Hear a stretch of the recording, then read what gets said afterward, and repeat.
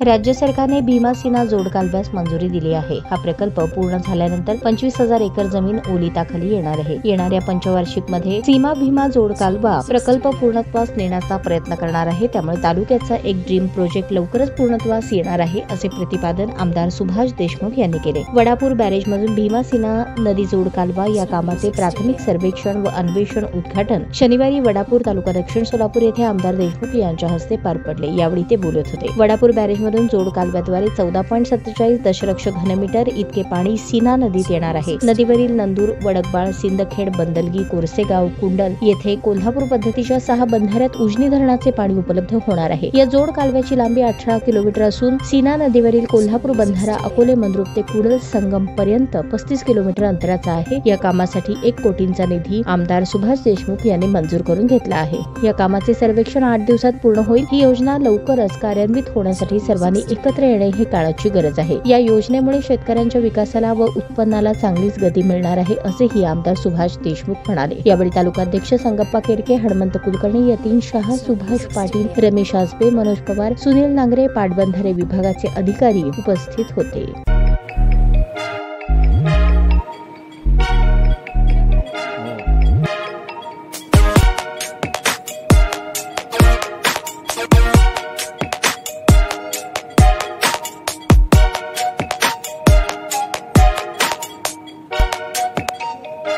सोलापूर शहरातील सुप्रसिद्ध हॉस्पिटल म्हणजे सेंट्रल मल्टी स्पेशालिटी हॉस्पिटल मागील अनेक वर्षापासून सेवा बजावत आहे। 24 तास इमर्जन्सी सर्व्हिस, मॉडर्न टेक्नॉलॉजी, अनुभवी डॉक्टर्स तसेच अत्याधुनिक तंत्रज्ञान सुविधांनी सुसज्ज स्त्रीरोग प्रसूती विभाग, ऑर्थोपेडिक विभाग, मेडिकल विभाग आणि इतर एकमेव नाव म्हणजे सेंट्रल मल्टी स्पेशालिटी हॉस्पिटल। पत्ता गणेशपेठ शॉपिंग सेंटर, मंगळवार बाजार, सोलापूर। ताज्या बातम्या पाहण्यासाठी प्राईम महाराष्ट्र न्यूज चॅनलला सबस्क्राईब करा।